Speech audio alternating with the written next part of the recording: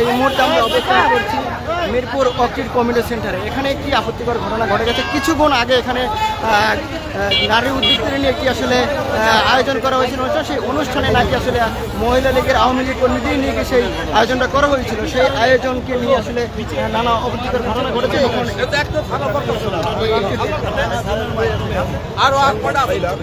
এখানে একটা এনজিওর নাম দিয়ে এখানে মহিলা লীগের নেতৃবৃন্দ এখানে সমস্ত ঢুকছে, ঢোকার পরে অন্য আস্তে আস্তে 2 জন 3 জন 4 জন করে একেবারে ফালানোর জন্য, দেশকে অস্থিতিশীল করার জন্য তারা এমন একটা পদক্ষেপ নিচ্ছে বিভিন্ন রূপে, এনজিও রূপে, নানান বিয়ে শাদী অনুষ্ঠানের রূপে, নানান ধরনের প্রোগ্রাম নিয়ে তারা দেশটাকে একটা অশান্তি, একটা অস্থিতিশীল অরাজকতা সৃষ্টি করার জন্য তারা এই পায়তারা। আচ্ছা, আপনারা যেহেতু স্থানীয়, তাদের বিরুদ্ধে নির্দিষ্ট কোনো আপনারা দেখেছেন কিনা, কোনো দলের কিনা তারা?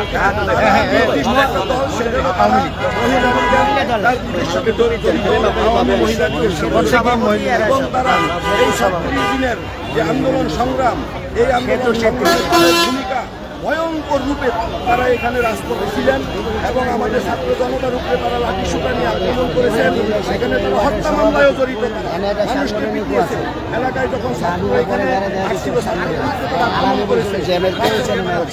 তারপরে তারা এখানে কিছু কিছু যেই মহিলাগুলোকে ছেড়ে দেওয়া হতো, তারা অনেক কিছু মনে করেন যে এখানে মাদক, তারপরে বিভিন্ন কিছু তারা বেচা বিক্রি করে, এখানে চাঁদাবাজি করে, ব্যাংক থেকে টাকা উঠাইতো, নানান ধরনের অভিযোগ। তারা এই কয়েকদিন আগেও 2 দিন আগে এক মহিলা আসছে, একটা গাছ লাগাইছে, বললো গাছটা উঠাইতে আমি এনে ব্যবসা করি।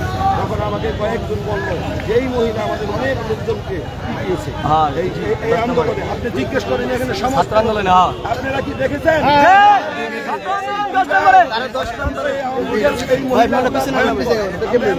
আচ্ছা, আপনাদের শেষ মানে পদক্ষেপ কি থাকবে? এই ধরনের যদি কোনো মিছিল মিটিং হয়, আপনাদের সেই ব্যাপারে কি পদক্ষেপ থাকবে? আমাদের নেতৃবৃন্দের নির্দেশ দেওয়া আছে যাতে আওয়ামী লীগ ঐক্যবদ্ধ হয়ে কোনোরকম কোনো অস্থিতিশীল পরিস্থিতি সৃষ্টি না করতে পারে, কোথাও মিছিল মিটিং করতে দেয়া, দেশের আগুন এবং নানান ধরনের ষড়যন্ত্র করতে পারে, মানুষের জানমালের ক্ষতি না করতে পারে।